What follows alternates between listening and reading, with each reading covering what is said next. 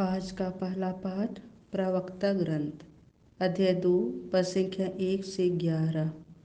पुत्र, यदि तुम प्रभु की सेवा करना चाहते हो तो विपत्ति का सामना करने के लिए तैयार हो जाओ।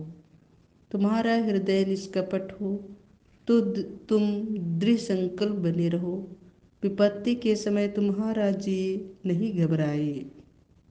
ईश्वर से लिपटे रहो, उसे मत त्यागो, जिससे अंत में तुम्हारा कल्याण हो। जो कुछ तुम पर बीतेगा उसे स्वीकार करो तथा दुख और विपत्ति में धीर बने रहो, क्योंकि अग्नि में स्वर्ण की परख होती है और दीनहीनता की घड़िया में ईश्वर की कृपा पात्रों की। ईश्वर पर निर्भर रहो और वह तुम्हारी सहायता करेगा। प्रभु के भरोसे सन्मार्ग पर आगे बढ़ते जाओ। प्रभु के श्रद्धालु भक्तों, उसकी दया पर भरोसा रखो। मार्ग में मत भटको, कहीं पतित ना हो जाओ। प्रभु के श्रद्धालु भक्तों, उस पर भरोसा रखो और तुम्हें निश्चय ही पुरस्कार मिलेगा। प्रभु के श्रद्धालु भक्तों, उसके उपकारों की चिरस्थायी आनंद और दया की प्रतीक्षा करो। प्रभु के श्रद्धालु भक्तों, उससे प्रेम रखो और तुम्हारे हृदयों में प्रकाश का उदय होगा।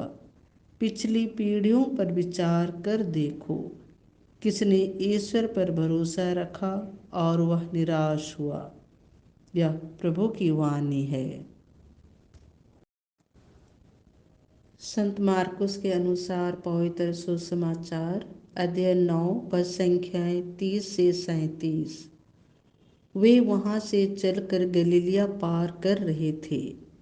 ईसा नहीं चाहते थे कि किसी को इसका पता चले, क्योंकि वे अपने शिष्यों को शिक्षा दे रहे थे। ईसा ने उनसे कहा, मानव पुत्र मनुष्यों के हवाले कर दिया जाएगा।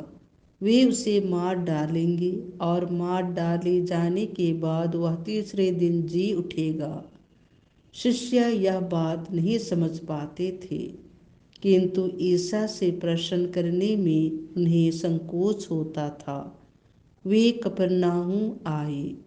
घर पहुंचकर ईसा ने शिष्यों से पूछा, तुम लोग रास्ते में किस विषय पर विवाद कर रहे थे? वे चुप रह गए, क्योंकि उन्होंने रास्ते में इस पर वाद विवाद किया था कि हम में सबसे बड़ा कौन है।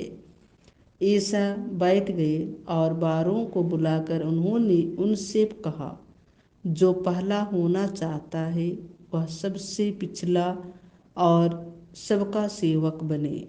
उन्होंने एक बालक को शिष्यों के बीच खड़ा कर दिया और उसे गले लगाकर उनसे कहा, जो मेरे नाम पर इन बालकों में किसी एक का भी स्वागत करता है वह मेरा स्वागत करता है, और जो मेरा स्वागत करता है वह मेरा नहीं बल्कि उसका स्वागत करता है जिसने मुझे भेजा है। यह प्रभु का सुसमाचार है।